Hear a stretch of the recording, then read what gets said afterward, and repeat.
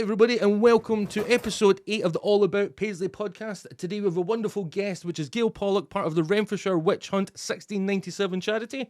Thank you, Gayle, for coming on the podcast. Very excited to have you on today. So I can't wait to get in and have a wee chat about all things witches. So welcome to the podcast. Yeah, welcome. Woo! Nice to have you here. Yeah, so fantastic. So you're obviously part of the Paisley Heritage Tours and do lots of different tours. And how many tours have you done for the witches, do you know, roughly? Oh, let's see. I think I've done 4 walks. And I think I've done 3 talks. I think so, yeah. And I've got Talks one. and the walks. And we've got one on Thursday for Halloween. Then we've Yep, got we a look War forward to that. Memorial one. And then we've got another walk on the 16th of November. And then we've got a talk on the 25th of November. Yes, and they all do so well. Just, I mean, it's such an important bit of heritage for Paisley.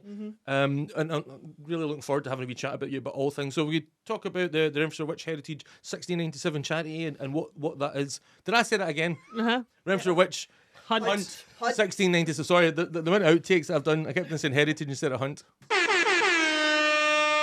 Didn't take long to get that sound this one, did it? I'm not saying, we'll just go for RWH. Sorry, we're about right? 2 minutes in. Yeah, RWH 1697. So what is RWH 1697? So basically it started way back in 2010. Some local historians and some reenactors got together and they decided to make a charity.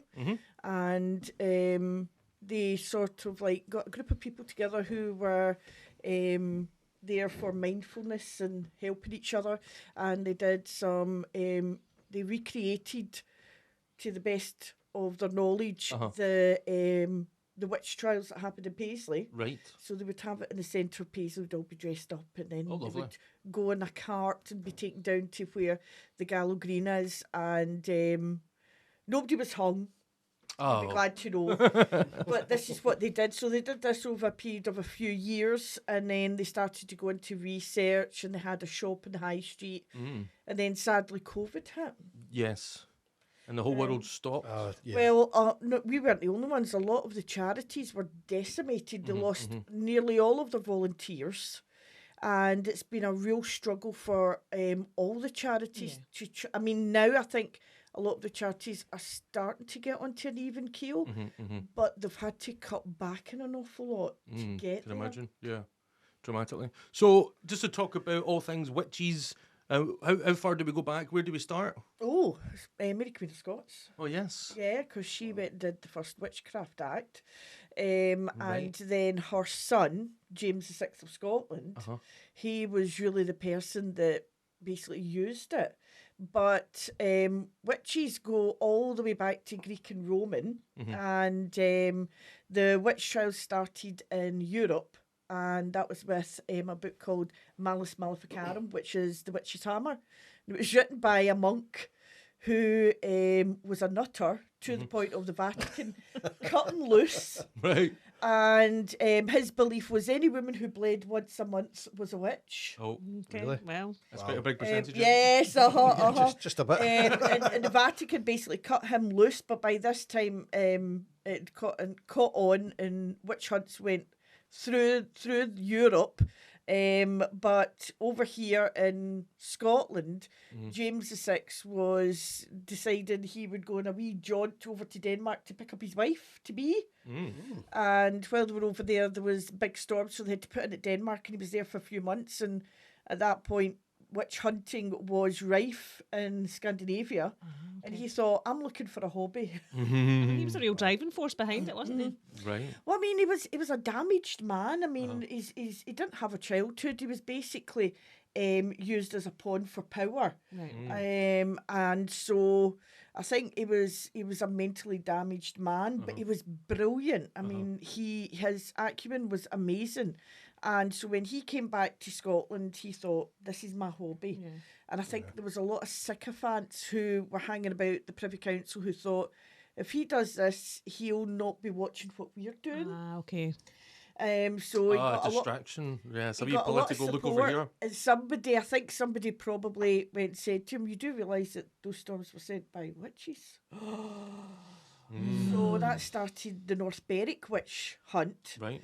which was one of the biggest ones, and it kicked off the witch hunting in Scotland. Right. And sadly, while they might get a pardon for witchcraft, they were also found guilty of treason because they were trying to kill the king. Right, The fact that these people couldn't put food on their own plate, the arrogance of the king to believe that they had any thoughts about him at all. And so he then went and wrote a booklet. And it's his it was called Demonology. And it was 3 little pamphlets. And these pamphlets were how to identify a witch, how to interrogate a witch, and how to execute a witch. Oh, and 3 easy steps. It's just awful, isn't Witches it? for dummies. And it's tiny. The wee pamphlet's only about this size. How far That's humanity has mental. come on, eh? That's mental. And I honestly think a lot of people half-heartedly try to do it, but being very cynical, I truly believe a lot of the landed gentry who started it realised they were getting paid for it. Yeah. And so I could see them with their diaries going, "Well, we have a witch hunt next September." Yes. How are you for? Because we're going to be a bit lean in the pocket and we need a bit of income. We'll do a witch hunt next year. We'll do that. That's fine. Wow. So that was them. But at the very start of the witch hunt in Scotland, they used these pamphlets. And so it's basically like... And did you get, I know I'm saying how many did you get printed, but I mean, like, was there like thousands of pamphlets? No, I don't think so. To be quite honest with you, that's actually a good question. I actually do not Mass know. production of like I know every that door or... they've got one in the archive in Scotland, and I mean it's tiny. I mean it's about it's only about that size, like A6 size. And what was the indicating factor of you are a witch? Oh God, stupid thing. Everything. I mean, I would have Yeah, been. anything. I mean, so basically, if you spoke to an animal. So if you're at home at this moment speaking to your cat or speaking to your dog, you're a witch. If you gossiped about your neighbours, if you had moles or warts or you had a birthmark or something like that. If you had if you talked back to your husband. So not many men though, primarily all women. Yeah, well, in Eastern Europe, it was mostly men. Don't know why. I think it's a cultural thing. Right. But over here, it was just over 80% of women who were executed as witches, and only about 20%. But Did the powers that be change the goalposts and what qualified you as a witch at times, or to suit their own agendas and things like that? God, yes. I mean, going south of the border in Pendle, what their most famous witch hunt, somebody was accused of witchcraft and found guilty because he yawned during a church service. And they believed that was because he'd been up all night dancing with the devil. Oh, wow. The demon was... It's horrific. It's just horrific. I mean, it was people just went with us. It was fickle. I guess it was a different time. Yeah. Well, I mean, and life would have been so much more vulnerable as well. People just die all the time. So life expectancy had been pretty short. Yeah, well, I mean, about this time, we're talking about a lot of upheaval as well. So we're James VI of Scotland, so he basically kicked it all off. And then, of course, he then went south and took over the English throne. And so that was another bit of upheaval. And then in amongst all this, you had battles, then you had Charles I, and then you had Oliver Cromwell, and then you had the Covenanters running amok up here. And in between all this, you had the Campbells massacring anybody who came near them, and volcanoes going off all over the place. So that meant ash in the air, which meant that there was cold, damp, wet summers. Did they not say it was a witch that started the volcanoes as well? I mean, in Scotland? probably at some point. Well, it was Iceland that the volcanoes. Okay. Over, right. Quite conceivably come over here. Feel the atmosphere. Yeah. It's crazy to think all the battles going on and the fight shift for royalty and land, and then a wee subplot of there's just witches everywhere as well. Well, the strange thing is if you ask people when was the Battle of Bannockburn, 24th of June 1314, because it was my birthday. There you go. Or if you say to them, can you put a sort of time date about the Covenanters? Some people might, but if you actually turn around and say to people, in amongst all Scottish history, where would you put the witch hunts? And the number of people that can't, because it's predominantly a women's history. Yeah.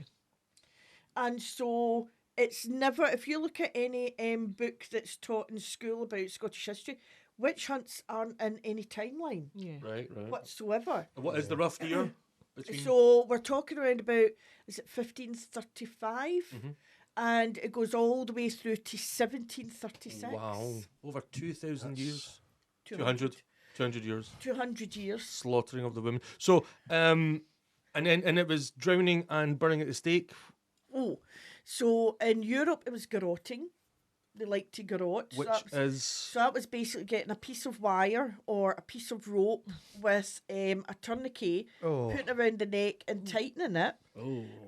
Very physical. Yeah. In England, it was ducking. So that was basically tying up a woman and throwing her into the water. Right. If she sank and drowned, she was innocent. I've actually heard of that one, yeah. If she floated, she was a witch because she was repelling the water of the baptismal. Yeah. Was one of the reasons. In America, they also did ducking as well. Up here in Scotland, I have to honestly say, you know how Scotland was really good at inventions? We were really good at torture. Oh, really? Wow. Oh, it's an episode in itself. Oh, yes. They were a class act on their own. Over in Fife, there's a thing where they put a woman into a barrel, and this barrel had nails pushed into it with broken glass, stones, and pitch, and then they nailed her into the thing and rolled it down a hill. It's just wow. horrific, isn't it? It's awful. And would that big crowds would come? Yeah, Because I've never heard of that one. Yeah, isn't it? mental. That was, I think that was Spot, and That's worse than being a witch. Yeah. Doing that just- that's in just Paisley we just went for hanging and then burning. Oh, we did the burning, but the burning would be pretty slow as well. In Europe they did a lot of burning at the stake, like Joan of Arc. But over here in Scotland we were creative. Wow. awful, isn't it? Lots of inventions in Scotland. I know. I've actually watched, TV, telephone, and torture. I watched a YouTube channel about, the history of Britain and the Empire and all that, and all the medieval tortures and all these different things throughout the time. Never heard of that one. No, it was amazing. But they also did like the whole when they captured them and they would interrogate them. They would deprive them of sleep, didn't they? And so therefore they would start hallucinating and they would start saying all these and confess to things and something about sleep with the devil or all these. So it's basically they had witch pricking. Right. So they had like a metal bodkin, which was like a needle, and it was about this length. And basically, the commissioners, who were like the landed gentry or the clergy or the doctors, would take the woman into a room, close the door, strip her naked, and then inspect her body. And if they found a mole or an imperfection or a freckle on her body, they would stab it with this witch prick. And it all depends. Some say if it bled, you were a witch. Some say if it didn't bleed, you were a witch. Quite literally, you were on a hammering to nothing. Damned. I mean, these men who did this, they would have a Netflix documentary all by themselves. I mean, yeah, just the make stuff your they would skin crawl. And sleep deprivation. And we know this because quite a few of the Privy Council and that had like receipts for how many candles that were bought to burn. Okay. So if there was a lot of candles bought, you knew that during that trial there was sleep deprivation. And where did potential real spells and real kind of black magic fit into all of that? They didn't. Or it was just Well, you see, this is it. The first half of the witch hunts and witch trials in Scotland were they used demonology. So if you looked like a witch, if you lived like a witch, then you were a witch.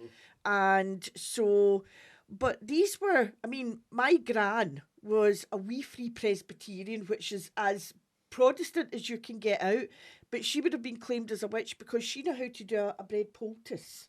She had the thing of if you had a sty in your eye, you would rub a gold wedding band on it. Yeah. So this was the level of witchcraft that these people had. They got up with the sun. They went to bed with the sun going down. They knew by watching birds flying if weather was coming. They grew herbs in the garden. this was their level of witchcraft.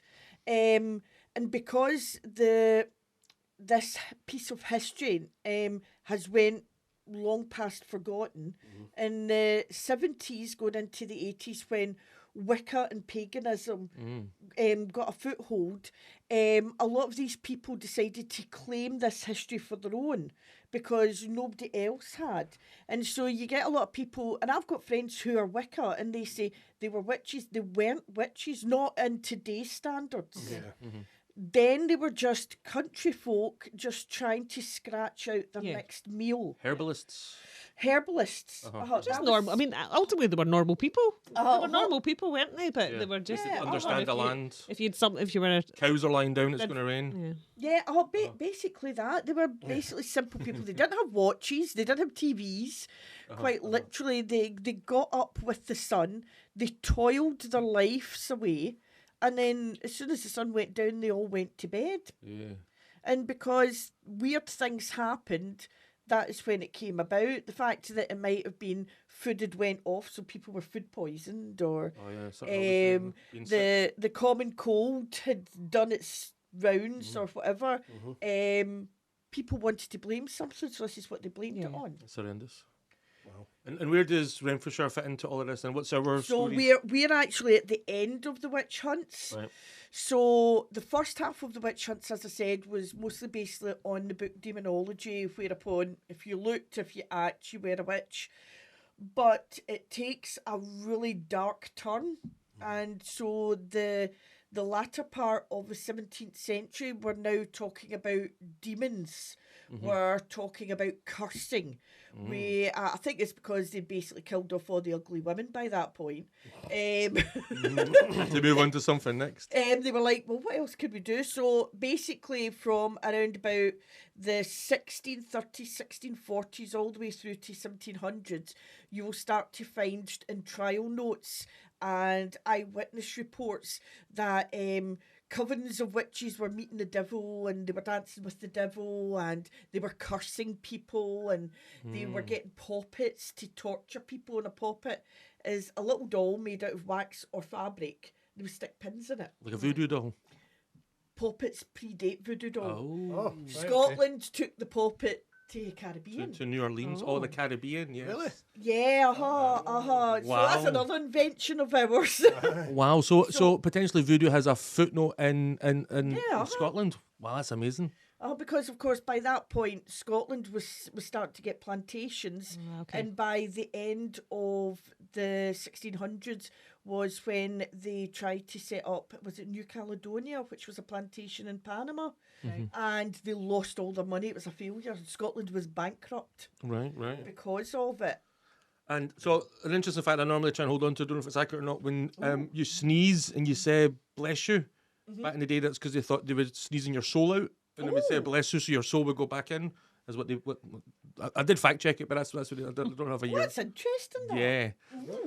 So Paisley's campaign, was that one of the last hangings in Europe and Scotland potentially? No, okay. Debunked.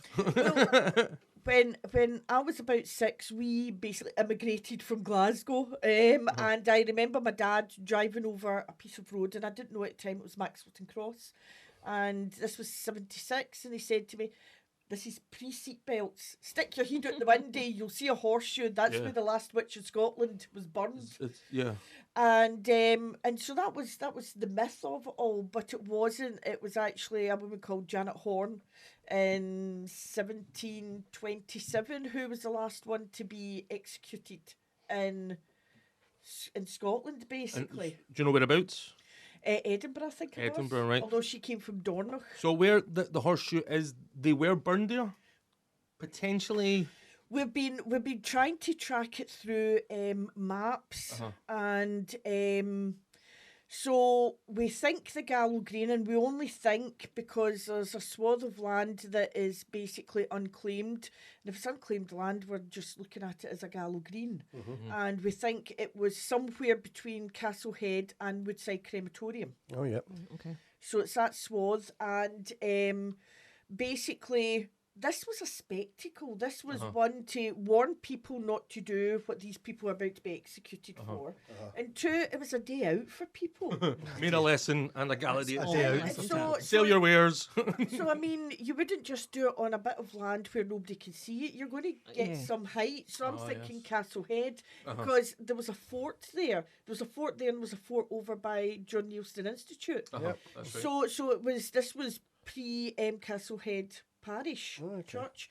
So we're going along the premise of it was the highest point, plus it's closest to where the horseshoe is, and you're not going to sort of like drag bodies and bits of bodies to try and bury them. You're going to try and put them as close to, and so they basically hung them one at a time, and then they got a barrel of pitch, put the bodies around the barrel of pitch, set fire to it. And there's a story that there was a local worthy, and he was well known because he loved his walking sticks. He was very prideful of his walking sticks. And as he was standing there with his walking stick, watching the fire burn, an arm or a leg fell out the fire. And somebody jumped out of the crowd, grabbed his walking stick and poked it back in. And he refused to take the walking stick. And so apparently this walking stick did a tour of all the pubs, going, this is the witch's stick. Famous walking poked a witch back into the fire. And so the story goes, because it is a story, we don't have any evidence at the moment. And it's not for the lack of trying, is they basically took the remains, buried them. But Agnes Naismith, who I love to bits, she was a beggar woman. She put a dying woman's curse on Paisley. She didn't go quietly. And so with everybody going, oh, we don't know if this will happen or not, they put an iron horseshoe to basically anchor the curse to the ground. Is that what that's for? Yes. So we should maybe talk about the accuser. Oh, yes. So it all came about because... Christian Shaw. Now, that was a family whose moral compass was broken. Because years before, the grandfather, who was well-known businessman, used to travel to Greenock, and it was a well-known secret that he would frequent bawdy women with bawdy houses, sort of type thing. And one night he left the house, not to be seen for 6 months, and when he reappeared one morning, he was either in the river cart or a ditch, with his right hand and his willy cut off. Whoa. Neither to be seen. Whoa. Controversial. And it floated down the cart, never to be seen again. It was never found, but they said they inspected the body and said he was well cared for. Oh, so he was dead. He definitely was clearly dead. I think it was a woman that did it. I think the hand scornful woman went where it should have been. Oh. So his son took over. I think you're probably right, Gayle. Yeah. His son took over. So that was Christian's father. So in 1696, she's at home with her mother. She's the third youngest of 4 children, and they've got a servant called Catherine Campbell, who we've found a birth certificate shows that she's from Thurso. Right, okay. So straight away, she is probably either Catholic or Free Presbyterian. Right. She's now moved into the Bible Belt of Church of Scotland. And she's probably bilingual. She's probably Gaelic English. Oh, well. So she's got a lot of things against her. And apparently, according to some historians, she had a temper on her as well. Ooh. And Christian catches her drinking milk out the milk churn. I think she was testing it to see if it curdled. But Christian goes and clipes to her mammy. And Lady Shaw takes her to task, and she's not happy about this. So she bides her time, gets Christian, has an argument, and in amongst the argument, she curses Christian. Some say 3 times, some say 1, but she basically said, may the devil harl your soul through hell. Killing words. Yeah, just a bit. Just to talk about curses at that time, did people just throw curses around, or were they what? No. By this point, as I said, towards the end part of the witch hunts, we're now going into demonology. We're basically going about the devil makes you do things, and people seeing portents into things like, oh, the milk curdled, that means there's an evil spirit about. So is that like one of the worst offences you could tell somebody? Yes, Right, is to curse them. Right, so she cursed them and then she ran home. Well, they were already in the house, so she basically, this was in August 1696 that this happened. So within a matter of days, Christian Shaw starts to have fits and seizures. Wow.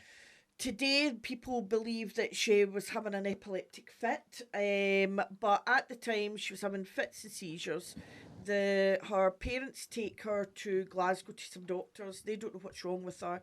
They bring her back to Begarin House, and then comes an Oscar-winning performance. She apparently is seen levitating down the stairs by their doctor. Yes. And she is also seen to cough up pins, thread, trash, hair, coal, feathers, coal, you name it. She's throwing this up, very exorcist sort of type thing. And subsequently, somebody somewhere goes, it's witchcraft. And so by the December, I mean, it's fast moving. By December, they have already asked the Privy Council for a warrant to ensue a witch hunt and to make arrests. They start to arrest people.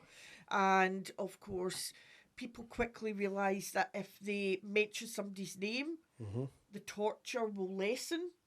So that's when names start to get thrown out all over the place. My mammy did it, my dad did it, my neighbour did it. And it's just absolute rife with it. Wow. Over 35 people were arrested and held in Renfrew Tollbooth and Paisley Tollbooth. And seven? Eight, right. But one individual... John Reid of Shannon, he was a blacksmith. His name was one of the ones that was just pulled out of the branded ether. And because he was a blacksmith, he worked with fire. Of course. And so blacksmiths were already predisposed to being looked upon as something not right because they worked with fire. And so he was held in Renfrew Tollbooth, and after they were found guilty, on the 22nd of May 1697, he hung himself, sadly. Wow. And because a suicide is even thought less of than a witch, we don't know where his... No burial or anything. Don't know where he is at all. Recycled. Gayle, I remember at some point reading that some of them were young and they were teenagers, but did you say that's not true? That was a myth? Oh, yeah, that was the two brothers. Yeah. That was John and James Lindsay. So basically we had Catherine Campbell, we think she was a late teens. We had Agnes Naismith, who was a beggar woman.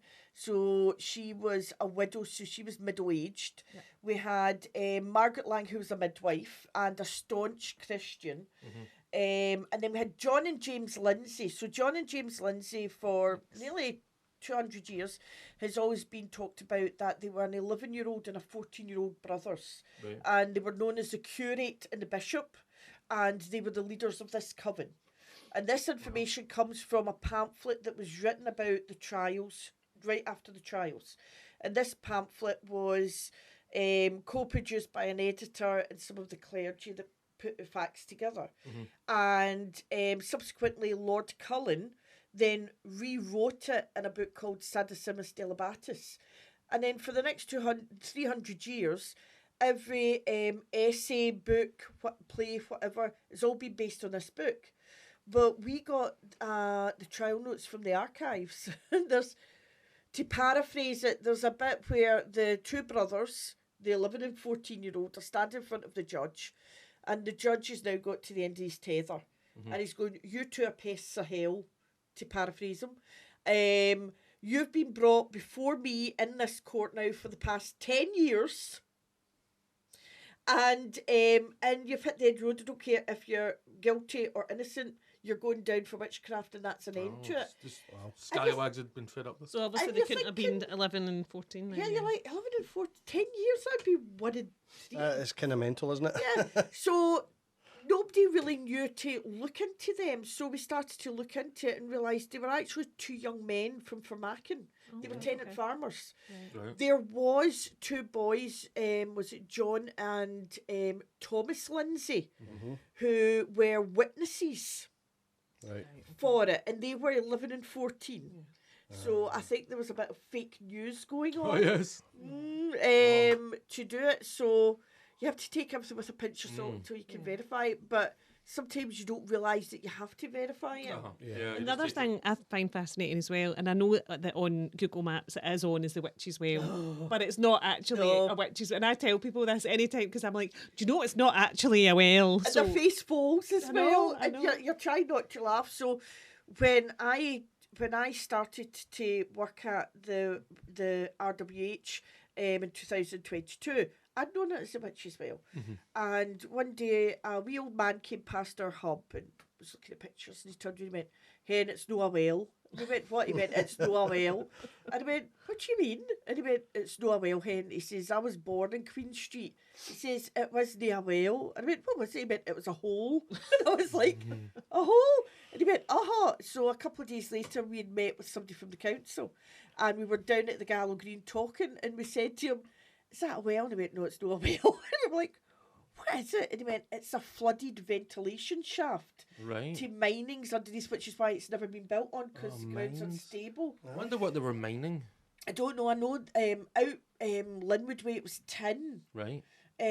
So I don't know. Tin. Linwood, it was tin mining. Right. And out Howwood way it was lime that they mined. Oh, okay. Because they had bleach works there.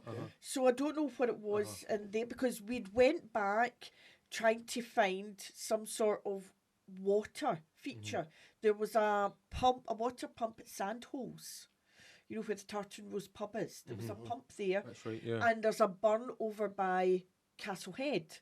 But this piece of land had no pump, no well, no nothing. Going back to 1490, the map's shown nothing there. And so apparently it's a flooded ventilation shaft, and we believe around about the 50s when they were 50s to 60s when they were lifting up either the cobblestones or the tram lines, they decided that this open cast hole was too dangerous. The council couldn't fill it. They couldn't figure out how to hide it. So the workmen basically built a wellhead with the cobblestones, and they thought, well, if we can't fill it, we'll just disguise it. Yeah. And of course, buddies being buddies, two makes 10. There's a great job of disguising it. Isn't there? The horseshoes down there. This is a well. This must have been where they ducked the witches. It's got nothing to do. So there's no association whatsoever. Okay. No. But it is on Google. It's registered on Google Maps. Yeah, it is. It's a and it's folly. on the Legend, yeah. it's on the plaque as well, isn't it? Yeah, It's there as witches well. Yeah. It's a folly. So potentially there is a mass grave for witches in Paisley somewhere? Possibly, because I mean there was two executions. Well, and probably hundreds over the years. Or ashes or something. Well, there was a witch trial in 1650. There's no verdict for that. And then the Pollock witch hunt. Their trials were held at Paisley Abbey. They were held at Paisley Tollbooth, and they were also executed on the Gallow Green. Oh, really? Wow. So there was 1, 2, 3, 4, 5. There was 6 of them found guilty, but only 5 of them were executed. Wow. And that was in 1677. Paisley made money from that. Yeah. And then 1697 was the Begarin witch hunt. That then the trials held. And that's basically the last one that we've got evidence of that happened. So and you are presumably quite well connected with every other witch hunt globally? Sort of, yeah. I mean, we're the longest running in Scotland. Right. We were 2010, 2011. Since COVID, we have got the Peebles witch hunt, the Pennycook witch hunt, the Calder witch hunt. We have the Accused Witches of the West of Scotland. We have Remembering the Accused Witches of Scotland. And we've got the Witches of Scotland, which is a podcast. Oh, yes. And then us personally, as a group, we've got connections with the Connecticut Witch Hunt. Actually, I was talking to them just last weekend.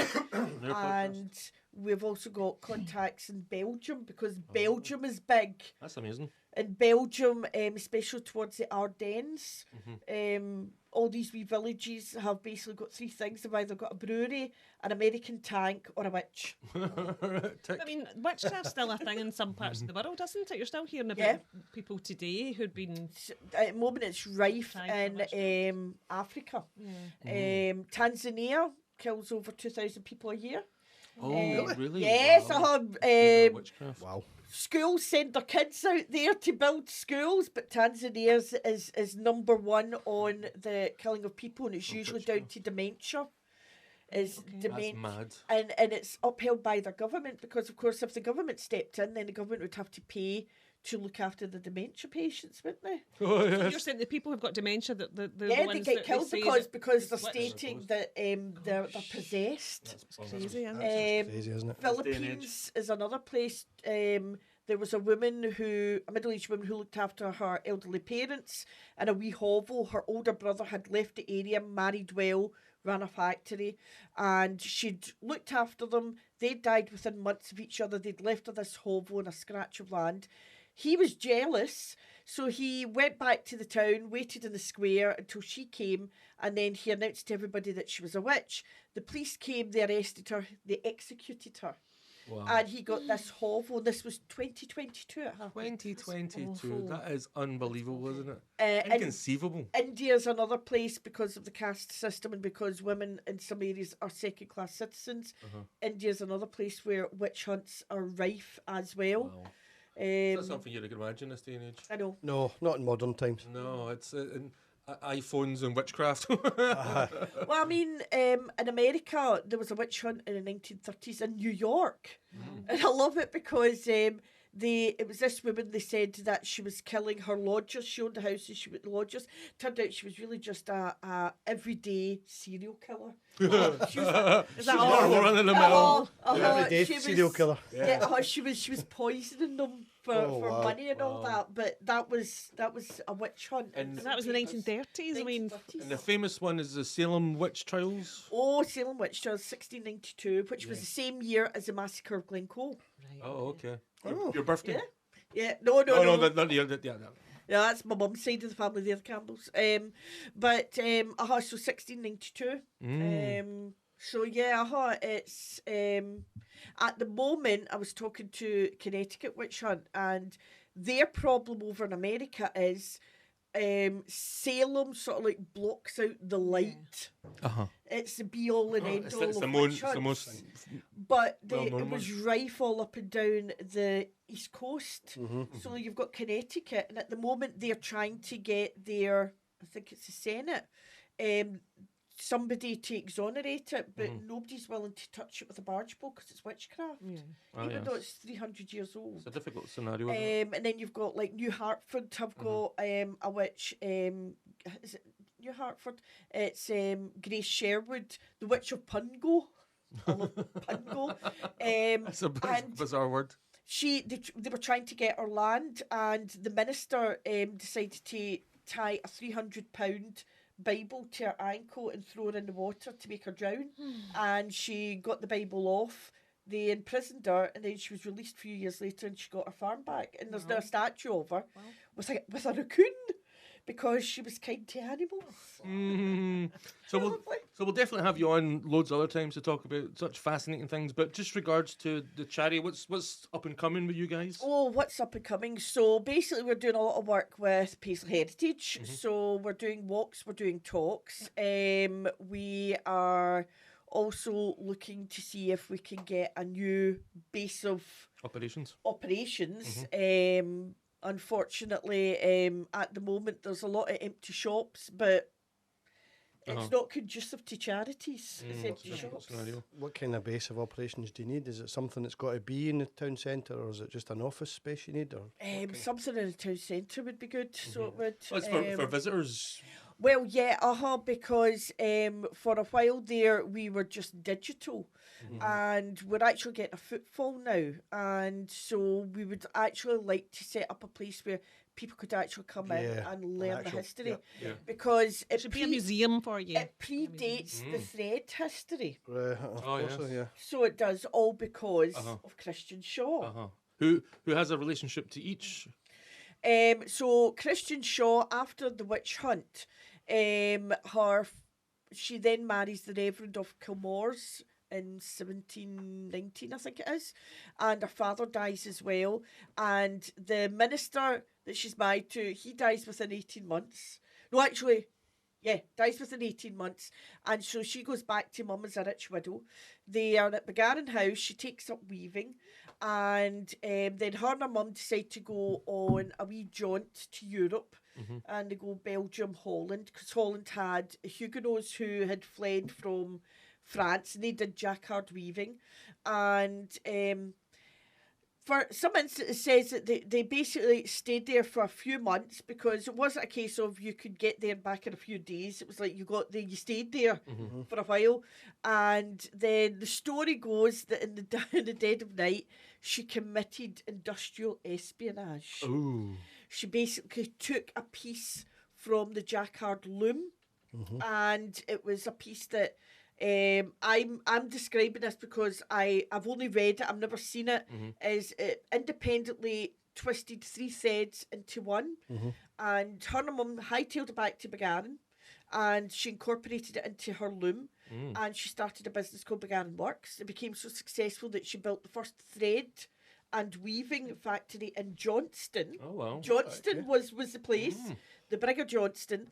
It was called Begarin Works as well. It became so successful that actually in the Scottish Archives there is a letter and an invoice from Marie Antoinette asking for Begarin linen and Begarin thread. And then this is a bit that I just want to punch her senseless if she was in front of me. Because as a woman, I'm like, go on yourself, hen. But by the same token, this is on the back of the death of 8 innocent people. As she became the first female consultant in Britain. She became the highest paid consultant in Britain. Wow. She then went to Edinburgh. She consulted on the thread industry. And in 1729, I think it was, she married a glovesmith, William Livingston. She married him and she died within 6 months. Wow. And she is buried at Greyfriars graveyard. Yeah. And so subsequently, this factory was then bought over, and then the operation was then moved to Paisley, and that started the thread industry, which started the weaving industry. So she is the grandmother of the Paisley pattern, the Paisley thread. That's amazing, the same person. But the thing is every once in a while somebody turns around and goes, there should be a statue, there should be a plaque, and there should be. But please make a note that this is on the back of false 8 innocent people. Yes.